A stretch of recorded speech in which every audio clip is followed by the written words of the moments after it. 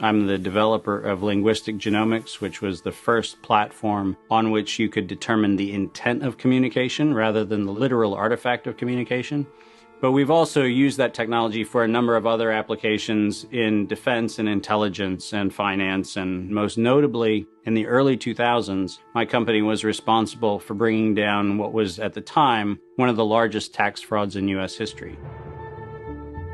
We maintained a series of inquiries into every individual, every organization, and every company that is involved in anything that either blurs the line of biological and chemical weapons or crosses that line in any of 168 countries.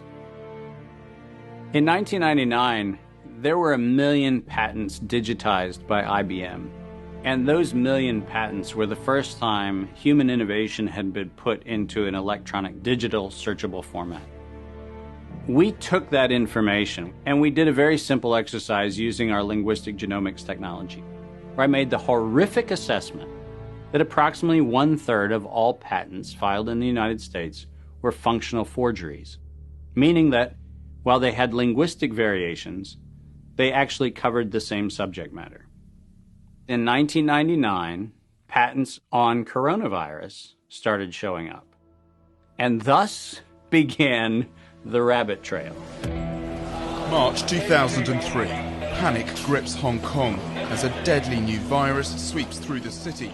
In 2003, the Center for Disease Control saw the possibility of a gold strike.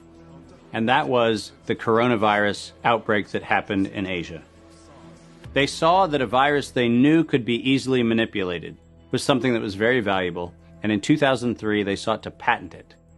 And they made sure that they controlled the proprietary rights to the disease, to the virus, and to its detection, and all of the measurement of it.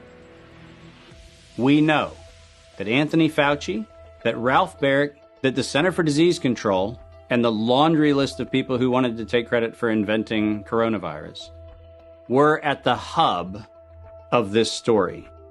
From 2003 to 2018, they controlled 100% of the cash flow that built the empire around the industrial complex of coronavirus. The World Health Organization has officially named the novel coronavirus the novel coronavirus outbreak. The World Health Organization has declared an international public health emergency. While we know that the coronavirus manipulation started with Dr. Ralph Baric in 1999. The major characteristics of SARS, MERS, and SARS coronavirus 2. It's a good way for you. Ralph Baric is the researcher at the University of North Carolina, Chapel Hill, who's famous for his chimeric coronavirus research. In 2002, there was a recognition that the coronavirus was seen as an exploitable mechanism for both good and ill. On April the 25th, 2003, the U.S. Center for Disease Control filed a patent on the coronavirus transmitted to humans. Under 35 U.S. Code Section 101, nature is prohibited from being patented. Either SARS coronavirus was manufactured, therefore making a patent on it legal, or it was natural, therefore making a patent on it illegal. If it was manufactured, it was a violation of biological and chemical weapons, treaties, and laws. If it was natural, filing a patent on it was illegal. In either outcome, both are illegal.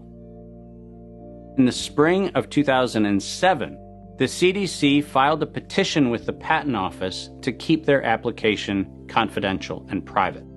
They actually filed patents on not only the virus, but they also filed patents on its detection and a kit to measure it.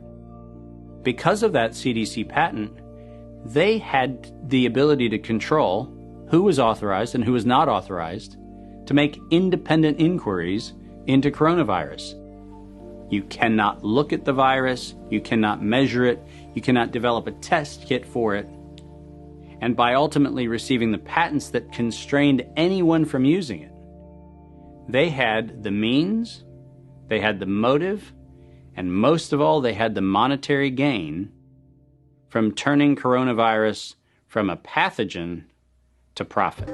Developing and owning a coronavirus vaccine has become a biotech arms race with political overtones. This vaccine gold rush is starting to bother me.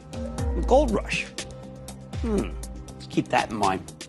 And so somewhere between 2012 and 2013, something happened. The federal funding for research that was feeding into places like Harvard, Emory, University of North Carolina, Chapel Hill, that funding suddenly became impaired by something that happened at the NIH, where the NIH got this little tiny moment of clarity and said, I think something we're doing is wrong. And in 2013, the NIH said, gain-of-function research on coronavirus should be suspended. The National Institutes of Health had a moral and social and potentially legal reason to object to research. But the letters that were sent to the researchers essentially said, you are receiving notice that we're telling you to stop. And now on the bottom of the page, we're going to clarify what stop means.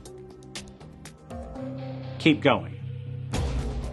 But when the heat gets hot in 2014 and 15, what do?